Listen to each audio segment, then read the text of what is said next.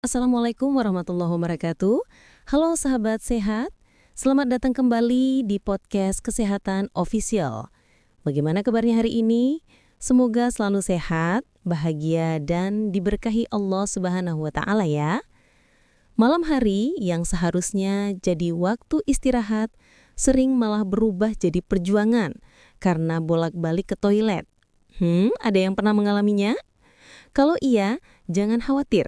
Hari ini kita akan bahas tuntas tentang penyebab dan solusinya bersama narasumber yang sudah ditunggu-tunggu, Dr. Tifa, dokter sekaligus edukator kesehatan lansia. Assalamualaikum Dr. Tifa. Waalaikumsalam warahmatullahi wabarakatuh, Eli. Alhamdulillah, senang sekali bisa hadir di podcast Kesehatan Official. Topik kita kali ini memang sangat penting, terutama bagi para pendengar yang sudah mulai sering terbangun malam hari karena ingin buang air kecil. Betul banget dok. Banyak yang cerita ke saya juga, setiap malam bisa sampai 4 atau 5 kali ke kamar mandi. Padahal sudah capek seharian, mau tidur nyenyak malah terganggu. Sebenarnya, kenapa sih hal ini bisa terjadi? Ya, Eli, ini keluhan yang sering sekali saya dengar dari pasien lansia. Banyak yang mengira ini adalah takdir usia tua, padahal tidak sepenuhnya begitu.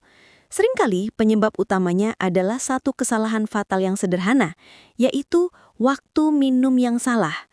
Banyak orang berpikir kalau ingin mengurangi kencing malam, harus mengurangi minum air seharian. Padahal itu keliru besar. Tubuh kita tetap butuh cairan cukup terutama di usia senja. Yang salah bukan jumlah airnya, tapi jamnya. Oh, jadi bukan karena terlalu banyak minum, tapi karena waktunya kurang tepat ya dok? Tepat sekali, Eli.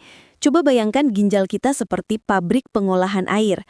Kalau pabriknya mau tutup malam hari, tapi kita kirim 1 truk air besar untuk diolah, tentu mereka harus lembur. Nah, kalau kita banyak minum menjelang tidur, ginjal pun lembur semalaman. Hasilnya, kandung kemih cepat penuh dan kita terbangun berulang kali. Solusinya sederhana, penuhi 70-80% kebutuhan cairan sebelum jam 6 sore. Lalu sekitar jam 8 malam cukup 1 gelas terakhir. Air putih hangat, teh herbal tanpa gula, atau air jahe hangat. Setelah itu, hentikan minum banyak. Wah, jadi ini rahasia dibalik 1 gelas terakhir sebelum tidur yang sering disebut orang itu ya dok? Betul sekali, Eli. Saya menyebutnya bagian dari protokol GPT, singkatan dari ginjal, prostat, dan tenang. 3 pilar sederhana yang saling melengkapi agar tidur malam menjadi lebih nyenyak dan tubuh tetap sehat. Menarik banget dok. Yuk kita bahas satu persatu. Tadi G sudah ya, yaitu ginjal dan jam minum. Sekarang P yaitu prostat. Apa pentingnya untuk kesehatan dok? Nah, ini khususnya penting untuk bapak-bapak. Masalah sering kencing malam sering berhubungan dengan kesehatan prostat. Seiring bertambah usia, kelenjar prostat bisa membesar, disebut BPH atau pembesaran jinak prostat. Akibatnya, saluran kencing jadi tertekan, aliran jadi lemah dan buang air kecil tidak tuntas. Karena tidak tuntas, kandung kemih cepat penuh lagi. Untuk membantu, konsumsi makanan sahabat prostat, seperti tomat matang, biji labu, dan ikan kembung atau sarden. Ketiganya kaya akan likopen, zinc, dan omega 3 yang membantu menenangkan prostat. Wah, ternyata makanan sehari-hari pun bisa bantu ya dok. Tapi apakah ada yang perlu dihindari juga dok? Ya, Eli, sebisa mungkin kurangi daging merah berlemak dan makanan gorengan karena bisa memicu peradangan. Banyak pasien saya membuktikan setelah sebulan mengubah pola makan, mereka jauh lebih nyaman tidur malam. Luar biasa. Nah, sekarang kita ke huruf terakhir. T, tenang. Apa maksudnya dokter? Bagian ini sering diremehkan, padahal dampaknya besar sekali. Ketika pikiran kita tegang atau stres, kandung kemih menjadi lebih aktif. Baru sedikit terisi, sudah terasa ingin buang air kecil. Itu sebabnya sebelum tidur penting sekali menenangkan diri. Caranya mudah, lakukan latihan napas perut selama 5 menit, tarik napas perlahan lewat hidung 4 hitungan, tahan 3 detik, lalu hembuskan pelan lewat mulut selama 6 hitungan. Latihan ini mengirim sinyal tenang ke otak dan membantu tubuh bersiap tidur nyenyak. Wah, ternyata kuncinya ada di pikiran juga ya, Dok.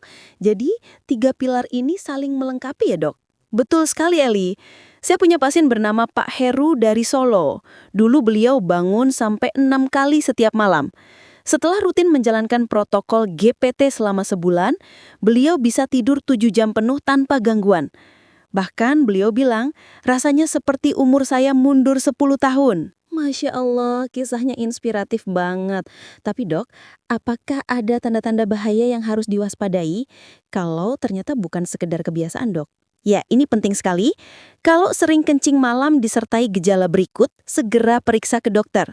Pertama, kencing terasa nyeri atau perih. Kedua, ada darah dalam urin. Ketiga, aliran kencing sangat lemah atau menetes terus. Keempat, disertai demam atau nyeri pinggang. Dan kelima, rasa haus berlebihan dan penurunan berat badan drastis. Nah, kalau mengalami salah satu dari tanda-tanda ini, jangan tunda untuk memeriksakan diri ya. Baik, noted banget itu dok. Jadi, protokol GPT ini bukan pengganti pengobatan ya, tapi cara menjaga keseimbangan tubuh secara alami ya dok. Betul, Eli. Dengan ilmu yang benar dan disiplin, kita bisa menjadi manajer bagi tubuh kita sendiri. Ingat, menjadi tua itu takdir, tapi menjadi tua dengan kualitas hidup yang baik adalah pilihan. Masya Allah, luar biasa sekali Dokter Tifa. Sebelum kita tutup, boleh dirangkum lagi 3 pilar dari protokol GPT ini dokter? Tentu, Eli. Pertama, ginjal, atur jam minum dengan bijak. Kedua, prostat, konsumsi makanan sahabat prostat. Dan ketiga, tenang, latih pikiran dan pernapasan agar tubuh rileks sebelum tidur. Terima kasih banyak Dokter Tifa atas ilmu yang luar biasa hari ini. Untuk teman-teman semua, jangan lupa praktikan dan bagikan episode ini ke keluarga dan sahabat tercinta. Semoga malam-malam Anda penuh tidur nyenyak dan kesehatan yang paripurna. Sampai jumpa di episode berikutnya di Podcast Kesehatan Official. Wassalamualaikum warahmatullahi wabarakatuh.